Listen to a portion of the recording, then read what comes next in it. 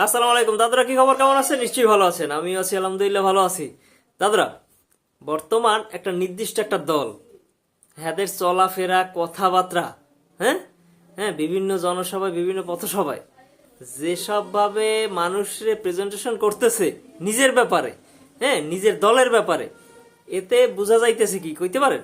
এতে বোঝা যাইতেছে যে হেরাই আগামীর কি কর্ণধার, এরাই কি আগামী সংসদ নির্বাচনে জয়ী হবে এবং আগামীতে এরাই কি করবে, সংসদে সবকিছু নিয়ে বসে সবকিছু তাদের দখলে থাকবে। কারণ এখন এমন একটা অবস্থা, মানে হেরা যেখানেই যায়, যেখানেই যা কয়, একেবারে কিরম কথা মনে হয় জানি হেরাই এখন দল ক্ষমতায় আছে। হ্যাঁ, হ্যাগরি দেশ এখন হেরা যা কইবে সেইটাই রাইট। হ্যাঁ, এবং বিভিন্ন জনার বিভিন্ন নেতাগো দেখা যাইতেছে এমন কথাবার্তা যা একেবারে বেমানান, হ্যাঁ, বেসুরা, এরকম একটা অবস্থা বোঝা যাইতেছে। আরে দাদরা, এখন তো আপনারা তো নির্বাচনেই আইতে পারেন নাই, এরপর নির্বাচন হইবে, এরপর জয়লাভ করবেন, এইবার সংসদে যাইবেন, এইবার দুই সাইডে কথা কইবেন, এইবার দহল লইবেন, হ্যাঁ না?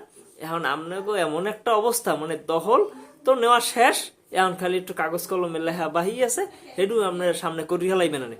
আর বিগত দিনে যে নেতারা, হ্যাঁ, দেশ পরিচালনা করছেন, হেরা যেরকম স্টাইলে, যেরকম কায়দায়, যেরকম চলাফেরা করছে, আপনাকেও কিন্তু হ্যাঁ, আপনারা যেসব এখন মানে কার্যক্রম চালাইতেছেন, হ্যাঁ, ব্যতিক্রম কিছুই দেখা যাইতেছে না। আপনারা যে এই যে যে ঘটনাটা ঘটছে, ঘটার পর যে কিছু শিক্ষা নিয়ে নিজের পরিবর্তন করিয়া জনগণের সামনে প্রেজেন্ট করবেন, এর কোনো কিছু আপনাকে ভিতরে নাই। ওই মান্দার আমলের যেরম ছিল, হ্যাঁ, ব্যালট বাক্স ছিনতাই করমু, তারপর কেন্দ্র দখল করমু, এইবার কি করমু, সিল পিডামু, এইরকম একটা অবস্থা এখনো আপনার মধ্যে বিরাজমান আছে। আপনারা ওই নীতির দা বাইরেই এখন পর্যন্ত আইতে পারেন না, আর ভবিষ্যতে আইতে পারবেন কিনা একমাত্র আল্লাহ তালাই জানে। এখন দেশটা তো আমনে গো, হ্যাঁ, আপনারা যা কইবেন হেই মানতে হইবে।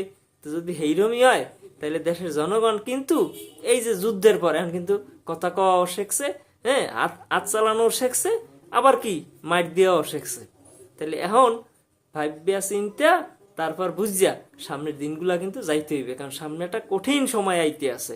হ্যাঁ, এই জন্য কই কি সবকিছু বাদ দিয়া, হ্যাঁ, জনগণের কথা চিন্তা করিয়া জনগণ কিভাবে কি সুস্থ হয়, সাবল হয়, হ্যাঁ, কোনো কিছু দিয়া তারপরে কি সবাই মিলেমিশে নিয়া একত্রে জানি কাজ করতে পারে, সেই রকম চিন্তা ভাবনা এখন থেকে করাই ভালো। তাইলে কি হইবে, নিজের জন্য ভালো হইবে, দেশের জন্য ভালো হইবে, দশের জন্য ভালো হইবে।